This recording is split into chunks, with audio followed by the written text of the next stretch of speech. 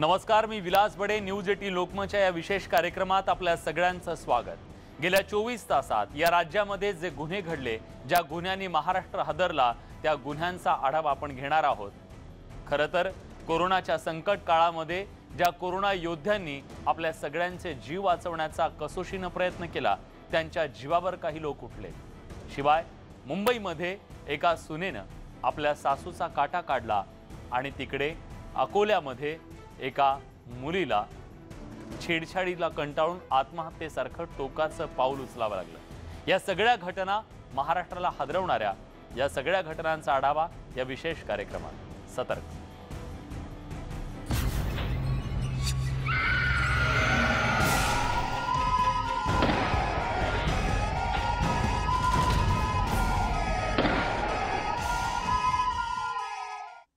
मुंबईतल्या बोरिवलीत एका महिलेची हत्या करण्यात आली. हत्येनंतर एका माथेफिरूने महिलेची हत्या केल्याचं सांगण्यात आलं.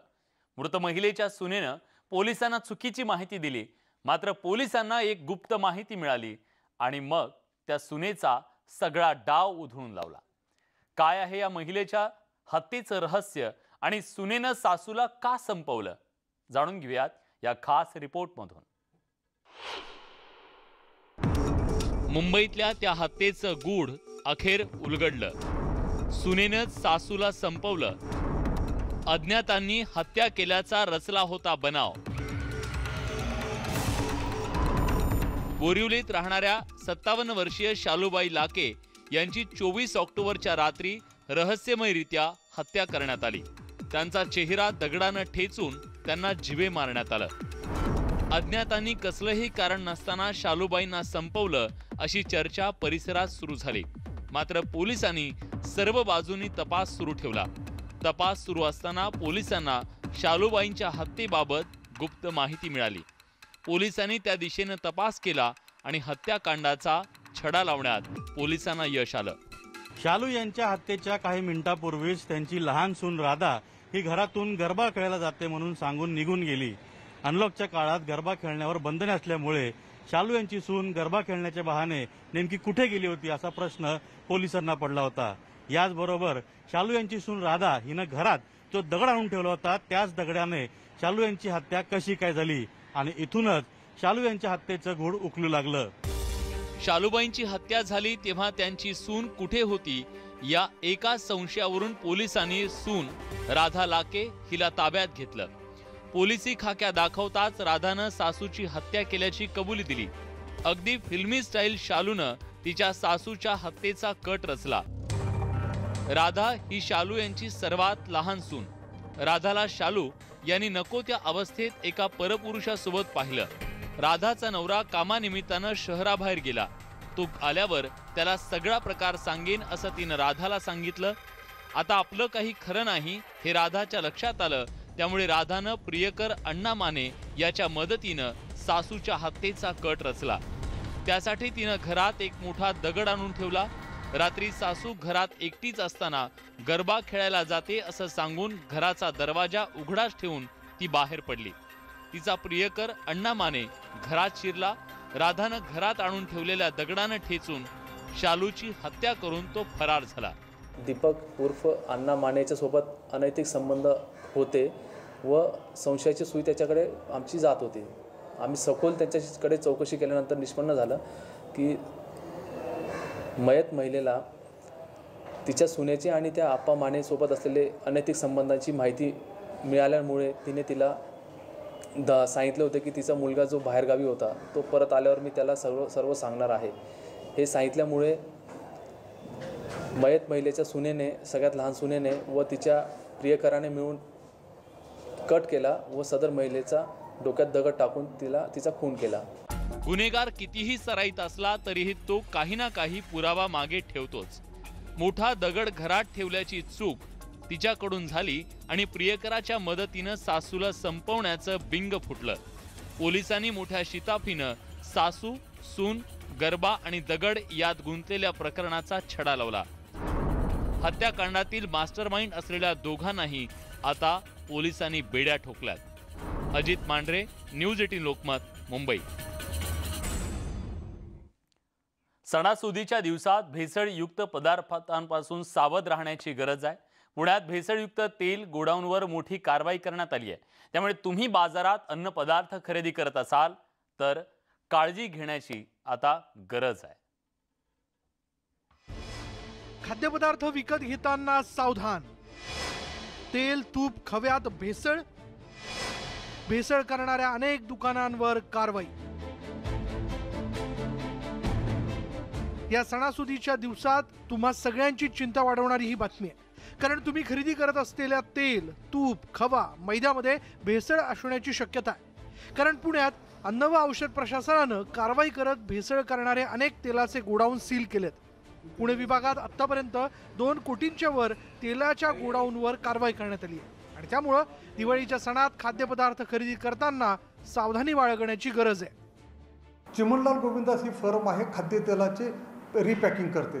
कायदेशीर तरतूद विचार करता प्रत्येक खाद्यतेलाचे उत्पादक पॅकर रिपॅकर यांनी स्वतःची in house well equipped laboratory ठेवणे आवश्यक व बंधनकारक आहे, जेणेकरून ते जे काही खाद्यतेल पॅक रिपॅक करतील त्याच्या गुणवत्तेबद्दल खात्री होईल आणि ती सर्वस्वी जबाबदारी त्या उत्पादकावर टाकलेली आहे आणि त्यांनी त्यांच्या जागेत स्वतःची अशी अद्ययावत सुसज्ज प्रयोगशाळा ठेवलेलीच नाही।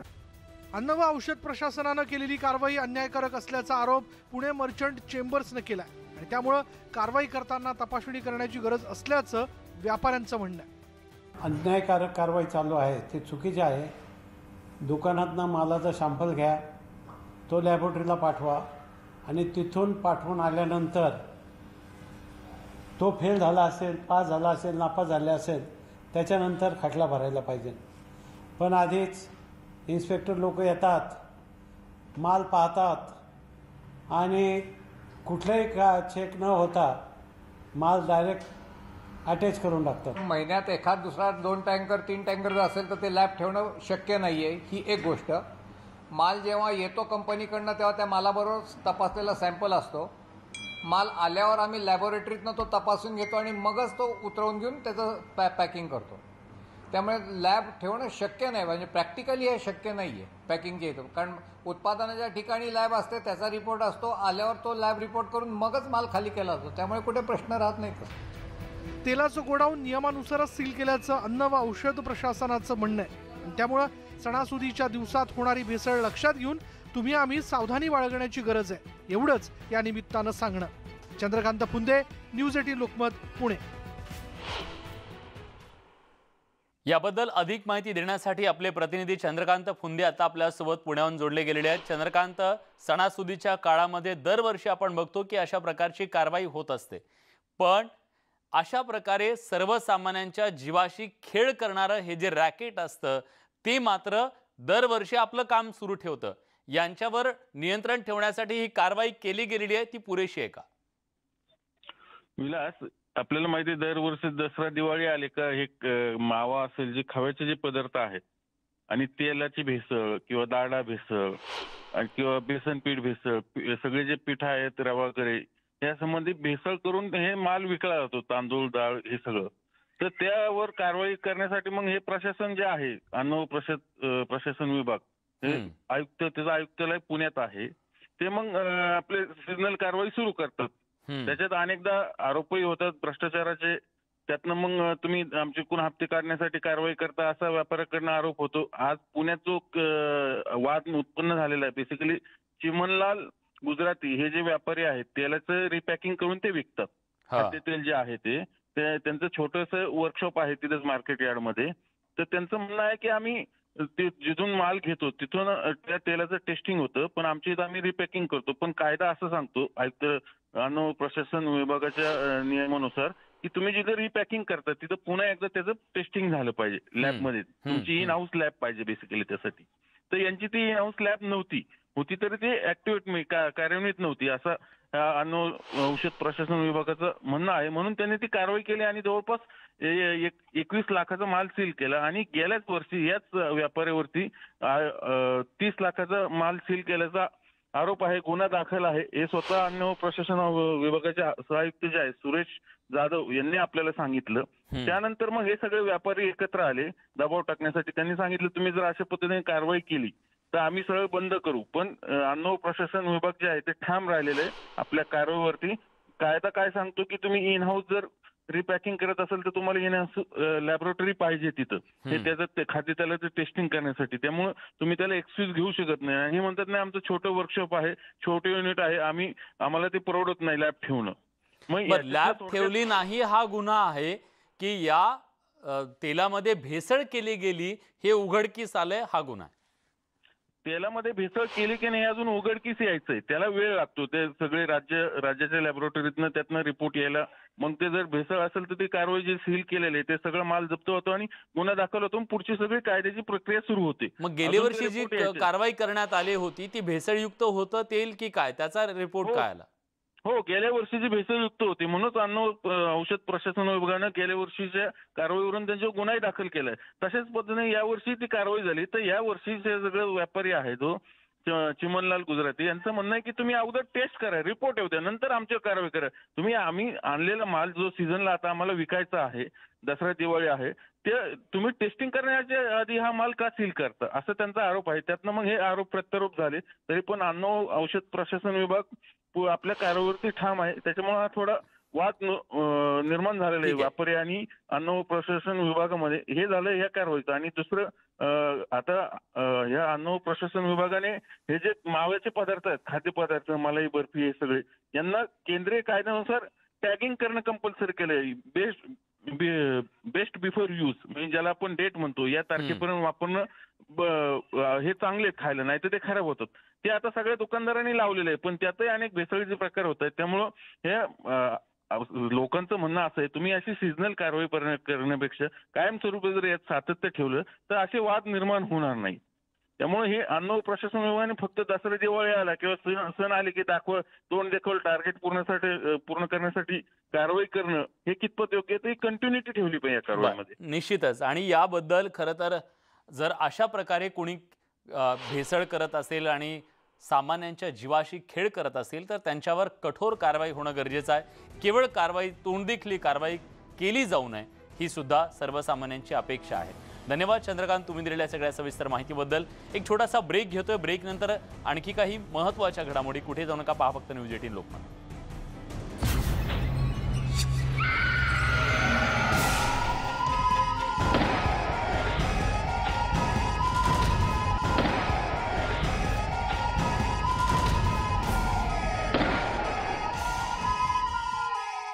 ब्रेक नंतर तुमचं पुन्हा एकदा स्वागत. तुम्ही पाहताय न्यूज 18 लोकमतवर खास कार्यक्रम सतर्क. मुंबईत IPL वर ऑनलाईन सट्टा सुरू होता. पोलिसांना याची माहिती मिळाली. त्यांनी हॉटेलवर छापा मारल्यानंतर मोठं घबाड पोलिसांच्या हाती लागलं. कोण होते हे आरोपी आणि कसा सुरू होता ऑनलाईन सट्टा, पाहुयात या रिपोर्टमधून. हॉटेल मालाड पश्चिम या ठिकाणी एक व्यक्ती IPL 2020 यामध्ये चाललेल्या वेगवेगळ्या क्रिकेटच्या गेम्सवरती बेटिंग घेत आहे आणि अशा प्रकारे जुगार खेळत आहे. अशा प्रकारची माहिती मिळाल्यानंतर युनिट 10चे PI घोरपडे यांनी त्यांच्या टीमसह त्या ठिकाणी छापा कारवाई केली. त्यामध्ये त्यांना एक व्यक्ती मयूर छेडा हा IPL 2020मध्ये मास्टर म्हणून वेगवेगळे अकाउंट तयार करून आपल्या पंटरला देऊन त्यांच्या माध्यमातून अशा प्रकारे जुगार खेळत असल्याचं दिसून आलं. त्या अनुषंगाने मालाड पोलीस स्टेशन या ठिकाणी गुन्हा दाखल करण्यात आला. मुंबईतील एका हॉटेलमध्ये IPL वर सट्टेबाजी सुरू असल्याची गुप्त माहिती गुन्हे शाखेला मिळाली होती. त्यावर गुन्हे शाखेनं सापळा रचून दोघांना अटक केली आहे. admin.lotusbook247.com या वेबसाईटचा वापर करून लाखो रुपयांचा सट्टा लावला जात होता. lotusbook247.com नावाची वेबसाईट आहे आणि त्याच्या माध्यमातून अशा प्रकारचा IPL 2020 यामध्ये असलेल्या वेगवेगळ्या क्रिकेटच्या गेमवरती सट्टा खेळला जात आहे.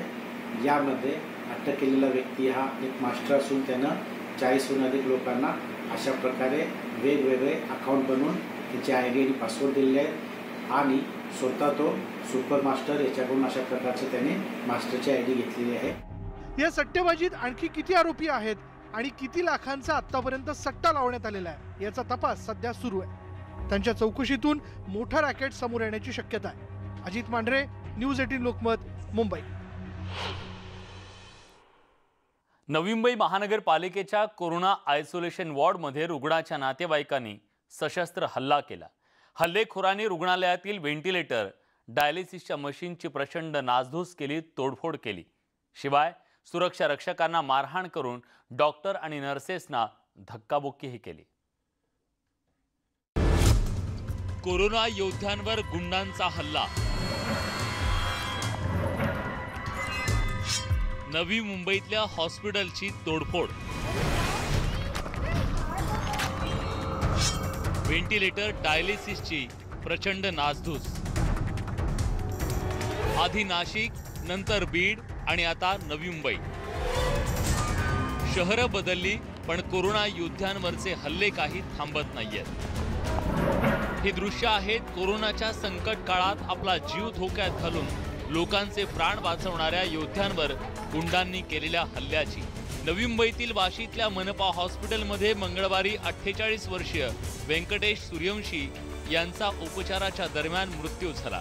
त्यानंतर संतप्त नातेवाईकांनी हॉस्पिटलवर सशस्त्र हल्ला चढवला। चाकू, कट्टे हातात घेऊन हॉस्पिटलमध्ये घुसलेल्या या गुंडांनी आयसोलेशन वॉर्डमध्ये जाऊन व्हेंटिलेटर, डायलिसिसच्या मशीन, पंख्यांसह इतर साहित्याची प्रचंड नासधूस केली। वारंवार होणारे हे हल्ले रोखण्यासाठी मनपा रुग्णालयात पोलीस चौकीची स्थापना करण्यात यावी अशी मागणी आता मनपा रुग्णालयातल्या नर्सेस करतायत। जो डेथ झाला त्याचे नातेवाईक आले आणि म्हणजे काही नाही, सरळ आतमध्ये आले आणि सगळं तोडफोड, आरडाओरडा करायला लागले, शिवीगाळ करायला लागले आणि तोडफोड करायला लागले।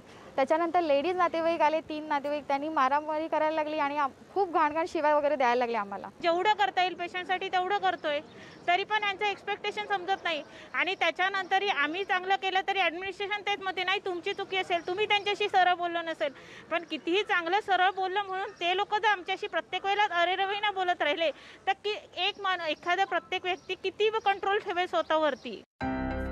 हॉस्पिटलवर हल्ला करणाऱ्यांना थांबवण्यासाठी सुरक्षा रक्षक गेले पण त्यांनाही बेदम मारहाण करण्यात आली। त्यांच्यावर मनपा रुग्णालयात सध्या उपचार सुरू आहेत। नातेवाईकांमध्ये काही महिला सुद्धा होत्या ज्यांनी सुरक्षा रक्षकांचे शर्ट फाडत त्यांना बेदम मारहाण केल्याचा आरोप होतोय। हे जे लोक होती ती नशेत होती। नशेत असल्या कारणाने त्यांनी CMO सर जे आहेत आमचे, शेख सर, यांना मारहाण केली। त्याच्यानंतर धाक दाखवला व भरपूर हॉस्पिटलची तोडफोड केलेली आहे। तुम्ही मध्ये आला तर 5 मिनिटात तुमच्या घरच्यांची हिस्ट्री काढून अख्खं घरदार संपवलं सांगायची धमकी देते। तेच आम्हाला टेन्शन आहे की काय करायचं। आणि हे बघा लेडीज आली, लेडीजने इथं हे बघा इथं असं डायरेक्ट कपडे फाडली। आता दुसरी कपडे घातले ते मी, हे बघा इकडे लागलं, इकडे लागलं, हे इथं लागलं। असं मारा म्हणजे डायरेक्ट आमची काय चुकी नसताना पण ती लेडीज आली डायरेक्ट आम्हाला मारायलाच चालू केलं। मनपा हॉस्पिटलवर झालेल्या सशस्त्र हल्ल्यानं डॉक्टर आणि कर्मचाऱ्यांमध्ये भीतीचं वातावरण आहे। वाशी पोलिसांनी यातल्या 4 हल्लेखोरांना ताब्यात घेतला असून अधिक तपास सुरू आहे। पण कोरोनाच्या संकट काळात ज्यांनी अनेकांचे प्राण वाचवले त्या योद्ध्यांच्या जीवावर उठणाऱ्या हल्लेखोरांना कायद्यानं कठोर शिक्षा करण्याची गरज आहे। व्हिडिओ जर्नलिस्ट अनिल बाबरसह विनय म्हात्रे, न्यूज 18 लोकमत, नवी मुंबई। यासोबत सतर्कमध्ये एक छोटासा ब्रेक, कुठे जाऊ नका, पहा फक्त न्यूज 18 लोकमत।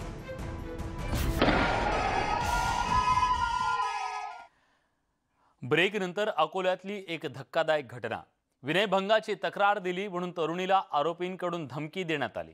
सतत जीवे मारण्याची धमकी मिळत असल्यानं अखेर या तरुणीनं टोकाचं पाऊल उचललं आणि पुढे काय झालं तुम्हीच बघा।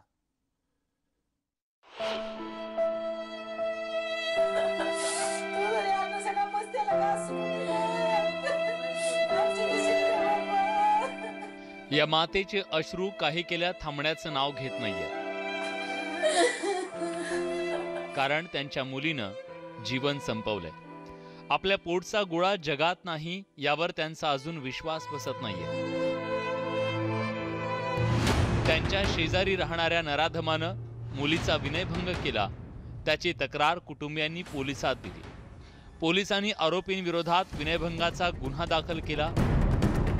त्यामुळे संतापलेला आरोपी मुलीला सतत धमकी देत होता। त्यामुळे मुलगी प्रचंड घाबरली आणि ती तणावात होती. धमक्यांना कंटाळून अखेर तिने आपलं जीवन संपवलं. मुलीच्या आत्महत्येला जबाबदार असणाऱ्यांना तातडीनं कठोर शिक्षा करण्याची मागणी तिच्या पालकांनी केली आहे. मग आता याची पोरगी लय माली की त्याचा जीव लय, हे तुम्ही मला न्याय द्या. आणि मला वालेली बी तुम्ही सोडून आला माहित हातात चार, पण मग पोरीचा जीव द्या, मला त्याचा जीव घ्या. बदला मला पाहिजे. तुम्ही मला कुठेही नेसान तर मी बोलीन हेच. मानवऱ्याला काही हिंमत नाही, मानवऱ्याने काही हे पाहिलं नाही, आम्ही काही शिकेल सवरेल नाही. आमच्यावर हा अन्याय काहून असा? त्याला वाटलं याच्या मागं कोणीच नाही. तुम्हाला आम्ही ठेवणार नाही, तुमच्या मागं कोणी नाही, तर मी तुम्हाला खलास करून टाकीन. अजिबात ठेवणार नाही तुम्हाला. तुझा पोरगा असला तर खलास करीत, मा पोरीली धसा देते की अजिबात ठेवणार नाही, न्यायभूल करून टाकीन, असं त्याने मला धसा दिला. मुलीच्या पालकांच्या तक्रारीवरून पोलिसांनी गुन्हा दाखल करून 8 आरोपींना बेड्या ठोकल्यात. मुलीच्या आत्महत्येमुळे परिसरात तणाव निर्माण झालाय. आरोपितांनी विनयभंग केला, त्यावरून विनयभंगाचे व 800चा गुन्हा दाखल केला व त्यातील 2 आरोपींना अटक केली. तेव्हापासून त्यांच्या घरातील जे आरोपीच्या घरातील जे मेंबर आहे ते तिला वारंवार त्रास देत होते की तुझ्यामुळे आमचे घरचे जेलमध्ये गेले. त्यावरून तिला त्रास दिल्यामुळे तिने त्यांच्या त्रासाला कंटाळून काल रोजी आत्महत्या केली. अकोला जिल्ह्यातल्या तळेगावातली ही धक्कादायक घटना आहे. मृत तरुणीचे कुटुंबीय मजुरी करून उदरनिर्वाह भागवतात. मुलीच्या आत्महत्येनंतर कुटुंबियांवर दुःखाचा डोंगर कोसळलाय. शेजारी राहणाऱ्या नराधमामुळे निष्पाप तरुणीला आपला जीव गमवावा लागलाय. त्यामुळे दोषींना कठोरात कठोर शिक्षा करून पीडित कुटुंबियांना न्याय देण्याची मागणी होतीये. कुंदन जाधव, न्यूज 18 लोकमत, अकोला. या सगळ्याबद्दल अधिक माहिती देण्यासाठी कुंदन जाधव आपले प्रतिनिधी आता आपल्यासोबत जोडले गेलेले आहेत. कुंदन, या प्रकरणातला जो आरोपी आहे, जो सातत्याने या मुलीला त्रास देत होता, त्याची कुठली तक्रार करण्यात आलेली होती का? आणि आता या आरोपीला काय शिक्षा करण्यात आली, काय त्याच्यावर कारवाई करण्यात आली? विलास, त्या आरोपीला सुरुवातीला अटक करण्यात आली होती आणि त्याच्या भावाकडून हा जो त्रास आहे हा सुरू होता. तक्रारीनंतर अटक केल्याने त्याच्या कुटुंबीय संतप्त झालं होतं आणि त्यांनी अशा प्रकारे त्रास देणं सुरू केलं होतं. या त्रासाला कंटाळून, धमक्यांना त्रासून या मुलीनं आत्महत्या केली आणि चिठ्ठी लिहिली, त्यात नावं होती. त्या नावावरनच पोलिसांनी आता सर्व जवळपास 8 आरोपींना अटक केलेली आहे आणि आता सध्या ते पोलिसांच्या कस्टडीमध्ये आहेत. पण त्या मुलीनं जी आत्महत्या करण्यापूर्वी पत्र लिहिलेलं होतं, त्यात तिनं नेमकं काय म्हटलं होतं? तिने पत्रात हेच नमूद केलं होतं की यांच्या ज्या धमक्या आहेत त्यांना कंटाळून आत्महत्या करते आणि त्या लोकांची नावं लिहिली होती आणि नंतर आत्महत्या केली. परंतु महत्वाचा विषय हा आहे की विनयभंगा प्रकरणी त्या मुलीने तक्रार दिली होती आणि त्याच्यावर कारवाई सुद्धा पोलिसांनी केली. तातडीने आरोपींना अटकही केली. परंतु कुटुंबियांच्या धमकीमुळं ती कुठेतरी घाबरली, कारण की गरीब कुटुंब आहे आणि घाबरल्यामुळं तिला हे टोकाचं पाऊल उचलावं लागलं. आणि विशेष म्हणजे दसरा होता, रावण दहन झालं, परंतु त्यावेळेसचा रावण दहन झाला, परंतु यावेळेसचे अजूनही रावण असे जिवंत आहेत हे नराधम. हे महत्वाची गोष्ट आहे यामध्ये, कारण की असे नराधम कधी संपतील, कारण की अशा आपल्या मुलींच्या आत्महत्या रोखण्यासाठी महत्वाचे पावलं उचलणं गरजेचं आहे. धन्यवाद कुंदन, तुम्ही दिलेल्या सगळ्या सविस्तर माहितीबद्दल. धुळे जिल्ह्यातील कळमसरे गावात छापा टाकत स्थानिक गुन्हे अन्वेषण विभागानं बनावट नोटांचा कारखाना उघडकीस आणलाय. पोलिसांनी कळमसरे गावात कारवाई करत घरातून नोटा छापण्याचं साहित्य, कम्प्युटर, प्रिंटर्स तसंच 200 रुपये चलनाच्या बनावट नोटा जप्त केल्यात.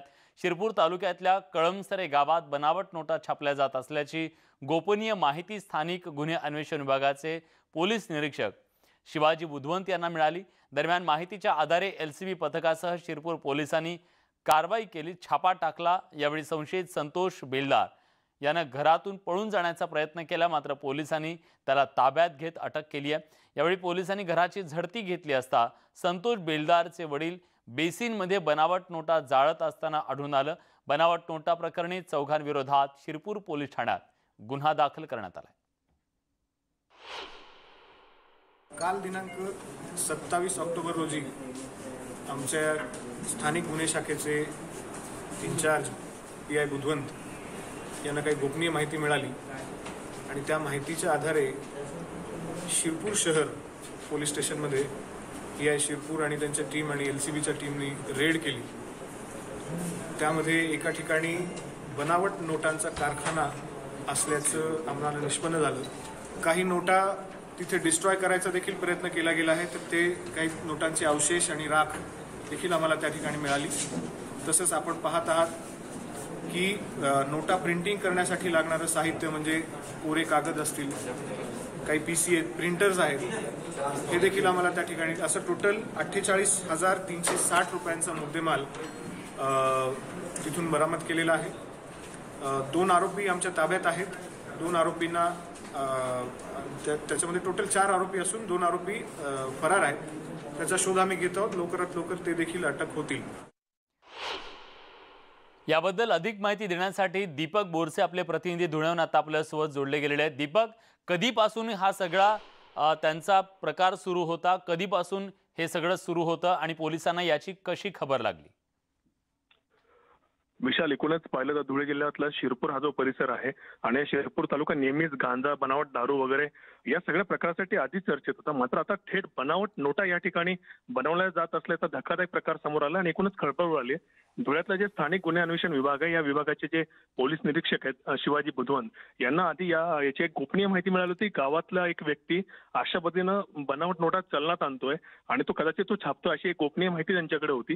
त्या माहितीच्या आधारे त्यांनी त्यावर रेकी केली आणि अनेक दिवसांत त्यावर ते पाळत ठेवून होते आणि त्या ठिकाणी स्थानिक जे शिरपूर पोलीस स्टेशन आहे त्या ठिकाणचे पोलीस, शिरपूर पोलीस आणि LCB या दोघांनी संयुक्तपणे ही कारवाई केली आणि त्या ठिकाणी छापा टाकला।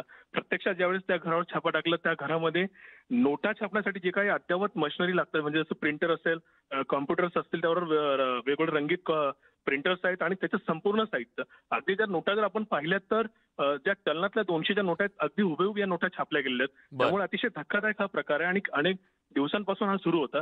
पोलिसांना कानखून लागल्यामुळे आता सगळा प्रकार समोर आलाय। मात्र नेमकं किती दिवसापासून हे सर्व रॅकेट सुरू होतं आणि आत्ताच्या नोटा सापडल्या ज्या 200च्या आहेत आणि हुबेहूब 200च्या नोटा ज्या आहेत त्या चलनातल्या ज्या नोटा आहेत त्याप्रमाणे, त्यामुळे यांनी या व्यतिरिक्त आणखी अनेक नोटा छापल्या असतील। सध्या स्थितीमध्ये ज्या नोटा सापडल्या त्यानंतर तपासात एक माहिती समोर आली की बुलढाणा जिल्ह्यामध्ये देखील यांनी या नोटा पाठवलेल्या आहेत, त्यामुळे पोलीस त्या दिशेने देखील तपास करते। त्याचबरोबर हे जे रॅकेट आहे हे जे लोक सापडले ते गावात राहणारे लोक आहेत, मात्र याच्या मागे कोणीतरी एक मोठा मास्टरमाइंड असू शकतो। 2 जण यामध्ये आता फरार आहेत, त्यामुळे पोलीस या सर्वांगाने या पद्धतीने या ठिकाणी अतिशय बारकाईने तपास करते, कारण की फार मोठं रॅकेट समोर येण्याची शक्यता पोलीस अधीक्षक चिन्मय पंडित यांनी आता शक्यता व्यक्त केली आहे आणि त्या अनुषंगाने अतिशय बारकाईने तपास केला जातोय। मात्र धक्कादायक म्हणजे एका छोट्याशा गावामध्ये चलनी नोटा ज्या आहेत त्या हुबेहूब छापल्या जात आहेत आणि त्या व्यवहारात आणल्या जातात। विशेष म्हणजे आज ज्यावेळेस छापा पडला त्यावेळेस संतोष बेलदार, ज्याला अटक केली आहे, त्याच्या खिशातनं बँकेची एक पावती देखील मिळाली आणि त्याने आज बँकेमध्ये 50,000ची रक्कम भरणा देखील केली। त्यामुळे त्या नोटा देखील बनावट असल्याचा संशय आता पोलिसांना। त्यामुळे किती दिवसांपासून या सर्व नोटा छापल्या जात होत्या आणि चलनात आणल्या जात होत्या आणि कुठे कुठे या नोटा वापरल्या जात आहेत, किती मोठे हे रॅकेट आहे, किती दिवसापासून हे काम सुरू होतं आणि याच्यामध्ये आणखी किती लोक आहेत, या सगळ्या गोष्टींचे प्रश्न आता तरी अनुत्तरित आहेत। त्यामुळे पोलीस आणि स्थानिक गुन्हे अन्वेषण विभाग असेल, शिरपूर पोलीस असेल, या सगळ्या प्रकरणाची आता सखोल चौकशी करते। एकूणच अतिशय गंभीर अत्यंत धक्कादायक अशी ही बाब म्हणावी लागेल की एका छोट्याशा गावामध्ये घरात बसून अशा प्रकारे नोटांचा जणू त्यांनी छापखाना काढलेला होता, पण त्यांचं हे सगळं पितळ आता उघडं पडलंय। धन्यवाद तुम्ही दिलेल्या सगळ्या सविस्तर माहितीबद्दल। एक छोटासा ब्रेक घेतोय, कुठे जाऊ नका, पहा फक्त न्यूज 18 लोकमत।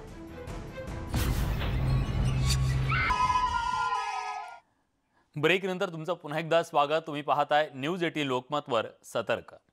बंदी असलेलं LBD प्रकारच्या घातक डिझेलमध्ये रंग बदलून डिझेलची तस्करी करणारं एक मोठं रॅकेट पोलिसांच्या हाती लागलंय। अहमदनगर शहरातील GPO चौकात छावणी परिसरात टँकरमधून ट्रकमध्ये डिझेल टाकलं जात होतं। त्याची माहिती पोलिसांना मिळाली। पोलीस पथक तिथे पोहोचलं त्यावेळी एका टँकरमधून ट्रकमध्ये डिझेल ओतण्याचं काम सुरू होतं। पोलिसांनी दोन्ही वाहनं जप्त केली। टँकरमध्ये 1,35,000 रुपये किमतीचं सुमारे 1,800 लिटर डिझेल जप्त करण्यात आलं। याबद्दल अधिक माहिती देण्यासाठी साहेबराव कोकणे आता आपल्या सोबत जोडले गेलेले आहेत. साहेबराव, हे रॅकेट काय नेमकं कशा पद्धतीचं काम करत होतं? विशाल, LBT नावाचं जे डिझेल असतं हे फक्त जहाजामध्ये आणि ते हाय पॉवर कंपन्या आहेत त्यामध्ये वापरण्याची परवानगी असते आणि कंपन्यांमध्ये उंच याच्यावरती ते त्यांचं हे असतं त्याचा धूर सोडण्याची त्यांना प्रयोजन करावं लागतं. हे ठेवण्यासाठी कलेक्टर आणि पोलिसांची परवानगी लागते. परंतु अहमदनगरमध्ये ज्या प्रमाणावरती हे LBT डिझेल रंग बदलून विकलं जात होतं, ज्याप्रमाणे टेम्पोचं टँकर बनवले गेले त्याच्यामधून ते वितरण केलं जातं. अहमदनगरच्या राहुरीमध्ये आता उगमस्थान आहे. जवळपास 9 ते 15 टँकर हे एका हप्त्याला नगरमध्ये वाटले जातात. इतकं घातक रसायन यांना ठेवण्याची परवानगी दिली कुणी? अनेक वर्षापासून हे सगळं प्रकरण उघडकीस चालू होतं. जेव्हा काल पोलीस पथकाने जेव्हा रेड मारली तेव्हा 13 लाखाचा मुद्देमाल हा जप्त केलेला आहे. याचे सॅम्पल हे पुणे आणि नाशिकच्या प्रयोगशाळेमध्ये पाठवलेले आहेत. ते उद्या किंवा परवा दिवशी येतील. परंतु या सगळ्या प्रकरणामध्ये हे राज्यभर रॅकेट आहे, कारण त्याच्यामध्ये रत्नागिरी आणि मुंबईच्या काही भागातून हे डिझेल काढलं जातं. हे चोरट्या मार्गाने इतर राज्यांमध्ये त्याच्या जिल्ह्यामध्ये जे मेंबर असतात ते त्याच्यापर्यंत पोहोचलं जातं आणि याच्यामध्ये प्रामुख्याने ज्या मोठ्या हायवेच्या ट्रक असतात त्याच्यामध्ये 1000ची कॅपॅसिटी ट्रॅक्टर गाडीची असते त्यामध्ये हे विकलं जातं. कारण जेव्हा चालक डिझेल भरतो तर 5 रुपये कमी मिळतात त्यामुळे तो हा भरतो. ज्या ठिकाणी मोठे मोठे ट्रान्सपोर्ट कंपन्या आहेत त्यांच्यामध्ये हे सर्रास विक्री केली जाते आणि काही पंपावर याची विक्री होते. ज्यावेळेस याच्यावर कारवाई करण्याचे सर्व अधिकार जे आहेत ते अहमदनगरच्या पुरवठा विभागाला असतात. प्रत्येक जिल्ह्यामध्ये पुरवठा विभागाला कारवाई करण्याचे अधिकार असतात. परंतु अहमदनगरमध्ये पुरवठा विभागाने याच्यामध्ये कारवाई करण्यास आम्ही सक्षम नाही आहोत असं लेखी पत्र दिलं. शेवटी DYSP दर्जाच्या अधिकाऱ्यांनी चौकशी हातामध्ये घेतली आणि या सगळ्यावरती कारवाई अखेर केलेली आहे. धन्यवाद तुम्ही दिलेल्या सगळ्या सविस्तर माहितीबद्दल. बातमी विरारमध्ये सेक्स रॅकेटचा पर्दाफाश करण्यात आलाय. घरातून 3 पीडित महिलांची सुटका करण्यात आलेली आहे. तर सेक्स रॅकेट चालवणाऱ्या बंटी बबलीला बेड्या ठोकण्यात आल्यात. विरारमधील ग्लोबल सिटीतल्या एका फ्लॅटमध्ये हे सेक्स रॅकेट सुरू होतं. पोलिसांनी बोगस ग्राहक पाठवून सेक्स रॅकेटचा पर्दाफाश केलाय. दर्शना बाने आणि दयानंद बाने असं अटक करण्यात आलेल्या आरोपींचं नाव आहे. गेल्या अनेक महिन्यांपासून ते सेक्स रॅकेट चालवत असल्याची बाब समोर आली आहे. आज रोजी आम्हाला विरार वेस्ट या परिसरात ग्लोबल सिटी या ठिकाणी पेशा व्यवसाय मध्ये चालत आहे अशी बातमी मिळाली. त्या बातमीची खातरजमा केली आहे आणि एक बोगस गिराईक पाठवा सावकार असं आणि त्यामध्ये 3 महिलांची सुटका करण्यात आली आणि एक पुरुष आणि एक महिला असे आरोपी ताब्यात घेतलेले आहेत. यासोबत सतर्कमध्ये आपण इथेच थांबतोय. ताज्या घडामोडींसाठी बघत रहा न्यूज 18 लोकमत.